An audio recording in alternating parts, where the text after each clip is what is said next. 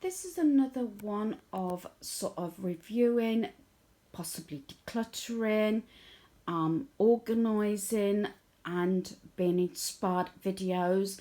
I'm gonna share how I store all my papers for crafting and everything, but at the same time I'm reviewing what I'm doing. The larger ones I've brought in to the lounge. As you can see, I've got my cushion here, which I've been sitting on the floor, and I've just been sort of reviewing what I have, especially Christmas papers and everything, and the new pads I've brought in very recently, which are down there, which I'll give you a closer look in a minute.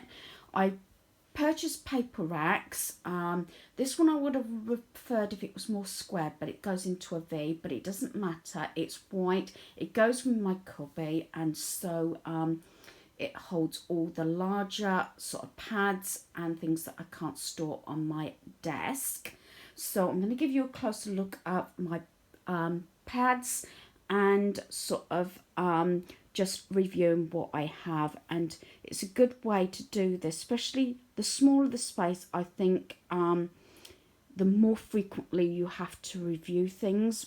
Might be wrong. I do not have a craft room, unfortunately. I just have my craft cubby, which is a walk-in cupboard basically, but it does me at the moment, at this present time, okay.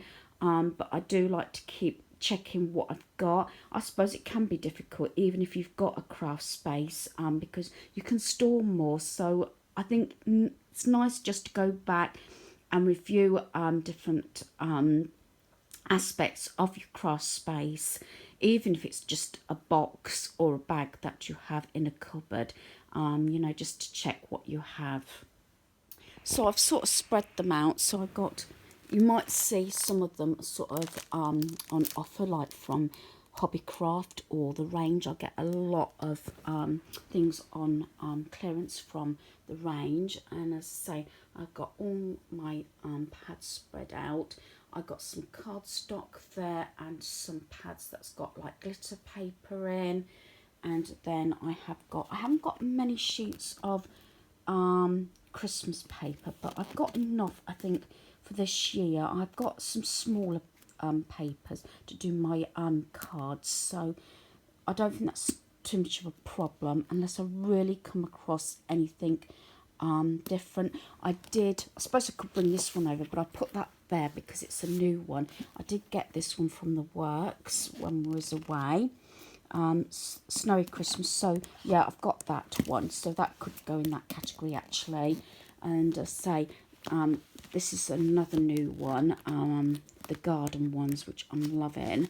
And I've got the nature one there that is actually a B&M, so it might be not a store you thought about. I think they're far between actually, the pads, but I did pick this one up and I do like it, with all the nature pictures in.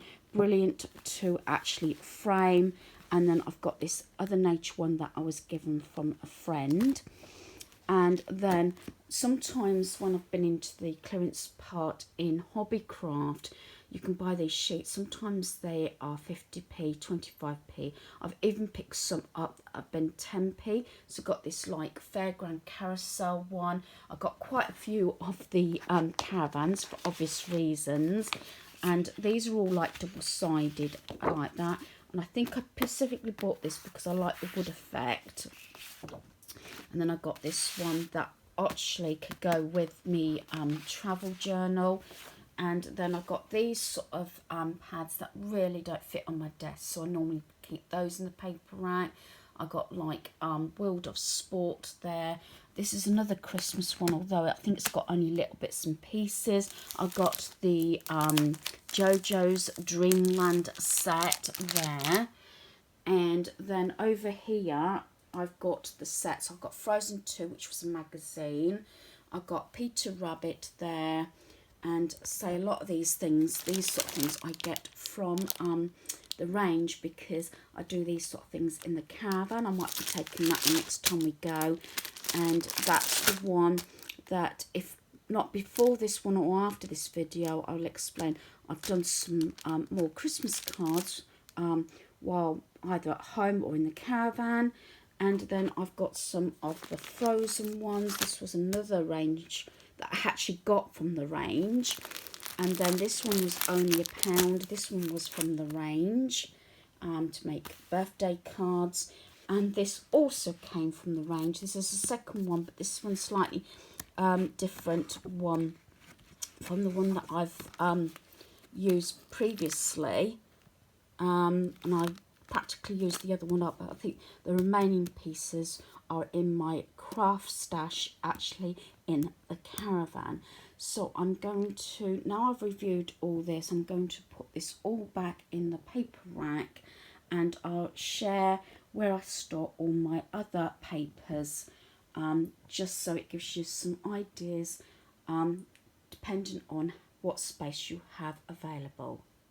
So coming to how I store my papers in my craft cubby, as I said, I have the paper rack just inside, as I said. It is a walk-in cupboard. We took off the door a good many years ago now. The space works okay for me. It's a bit like the TARDIS sort of thing, except not the room, it's how much it stores. So my other papers are in here. This is where I store papers, you know, in their colours and everything, and card and things like that. As I said, I try to put like for like so I can get at it easy enough. Then on my desk, this is how I set up my desk. I have all the smaller paper pads here. They just fit on this little shelf really nicely. So they're all there. I'll leave that one for another time. That's notebooks, so I'll go through that probably in another video. Then in this one, again, these containers came from IKEA a number of years ago now. And this is where I keep the pads, this sort of size. A lot of these I think came from Poundland and these sort of things. So it just fits in nicely, and I've got a lot of these little envelopes and little box things that I've said that I make when I'm watching TV with a family. So that all fits in brilliantly in that one. It can be quite heavy. So that gets all stored there. So it's a matter of putting things where you can find them and easy access and everything. And one other little spot I've got to share is I've got this has got like a card that's got sort of prints on it. I've got extra cards and envelopes in there for card making. These are like 3D booklets. This is more, that's something I'm going to go through next on my list. And then these, I've got some empty boxes here, so I'm just going to lift those down for the moment. But any scraps, as you can see, I cut up and I put them in these boxes so I know I can use them rather than be very wasteful. So that's got all like sort of papers and everything, and bits of card that I've cut up, and then I've got little bits in here also. So as I said, it's putting things where you can find them, and like I've said, I've done it this way. It works for me, but you can find your own system that works.